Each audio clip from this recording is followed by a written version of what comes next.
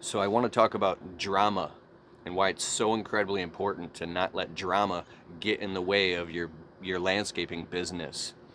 Um, Especially, you should not share drama with employees, with your spouse, with your clients, and especially in the first couple years of your landscaping business, you're going through a lot of growing pains, and you're kind of being forced to wear multiple hats, and doing that is very stressful on your consciousness, and it takes a lot of self-discipline and patience. Patience is the word. If you ever find yourself uh, in a dramatic mode or chaos, what happens is it can run you up and kind of amplify inside of you, and the next thing you know, it's on the tip of your tongue. You might find yourself sharing it with employees, with customers, with your spouse. You're coming in the door after work and you're unloading all of your negative energy. Uh, to you, it's just venting, but to other people, it's negative energy, and all the reasons why you should not do this, right? We all make this mistake from time to time, and I'm not even saying it's a mistake, but for some weird reason in the world of commerce and in business and a corporate type of world, unless there's people that are really, really close to you that you trust, that you can vent with, and they're people you trust, uh, other people, especially people that work for you, don't deserve to hear any of that stuff. So, on one hand, there's a moral dilemma because it feels like maybe you're lying or sequestering important information. But sometimes what's important to you, really in the grand scheme, isn't important. Here's an example. Let's say you stayed up all night having taking care of a sick pet or a sick loved one. You haven't slept in days, or you were arguing with your spouse, or you have a sick family member or an employee. Something happened. Now you're in front of a customer or in front of your employees, and it's on the tip of your tongue. So there's different types of people. People, like, some people bottle things up, they never say a word. There's other people that just talk about their problems all day long, and they're constantly what's that, dramatic or stressful. That's how they vent. But in the world of having your own business, and whenever you have that hat on and that shirt on and you're in that role, it's highly important that you're now playing a specific role, which drama should not be a part of, or at least anything that you share. With that being out of the way, here's an example. There's huge repercussions for doing this, and when you learn what those repercussions are, you don't do it anymore. Let's say you're on a job site and you're stressed about something, and you have an employee. You could have just one employee, your right hand man, and you start venting and sharing what's going on in your personal life that you're stressed about, maybe. Well, if you do that, now you've kind of like just put the turd on their plate, and they have to deal with what you just told them. And then, or it might trigger them to now start talking about all their personal stuff that they're going through at home. And now you're the one paying for all of it.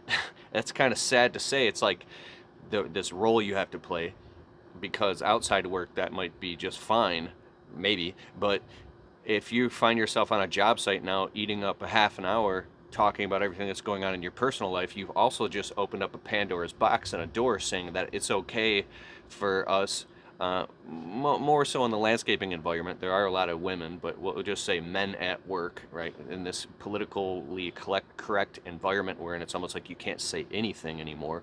But just traditionally speaking, we have, wow, it's like my brain can't even go there now because I'm becoming politically correct myself. That's weird. So you have people at work that are now talking about all the stuff that, so here's another take. Work should be an environment where you come that can be a therapeutic place, because you leave your problems at home. Work is a place that you can, that I just said it right there. And if you're bringing your problems to work, especially as the owner and the boss, you are now paying for all of that. You're paying for the extra time to be talking about personal, like I used to do this in the first couple of years of my business. I was really, really stressed out, and I would share stuff that I shouldn't be sharing. And next thing I know, it was okay to talk about that stuff at work. And now 2-3 times a week, half an hour here, 20 minutes there, is all getting wasted. And it hit me like a ton of bricks. Oh my God, I'm paying for all of this. This isn't even what we're supposed to be doing right now. Oh my God, the buck stops with me. The buck stops with you. Shut your mouth. Go see a shrink or a family member, or have that one close friend that you can talk to about anything. Um, Me, I bottle stuff up.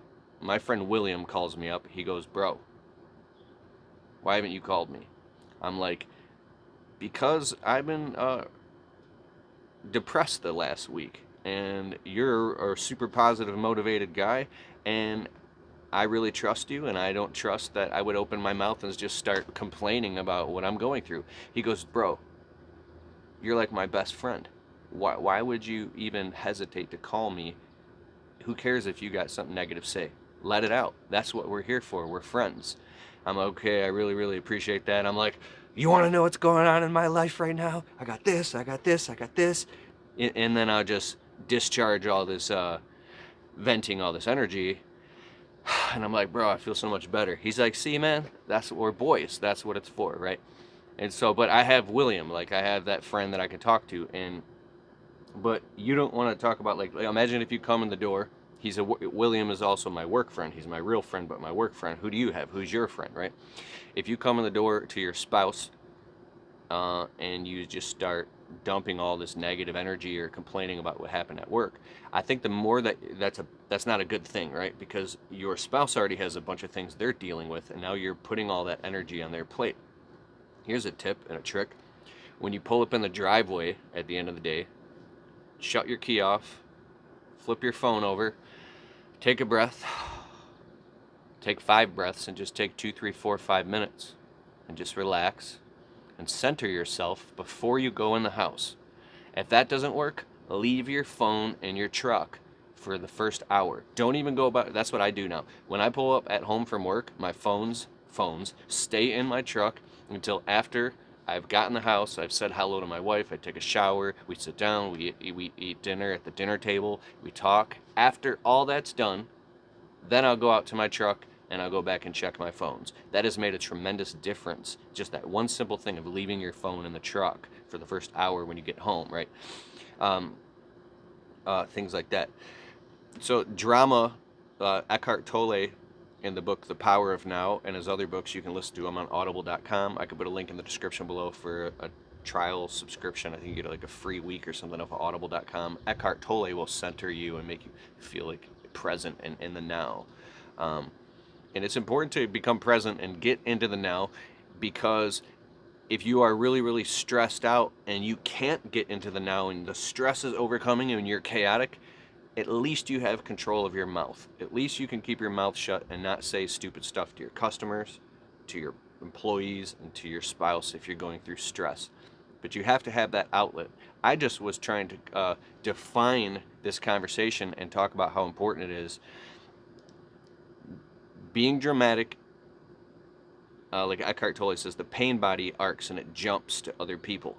When you realize that you're responsible for everything that you think and say and what comes out of your mouth, and especially your actions, and you become accountable for all your actions, then you grow up and you become more mature and you realize, oh, maybe I shouldn't complain about that thing, or I shouldn't say that thing right now. Because what we do is, like, we have a monkey on our back. If you read the book, oh God, there's so many good books. There's James Clear, Atomic Habits. There's Essentialism by Greg McKeown. I think he talks about monkeys on your back. Oh, I got to take this call right now. This is a good call. All right, so do it. Don't put monkeys on other people's back.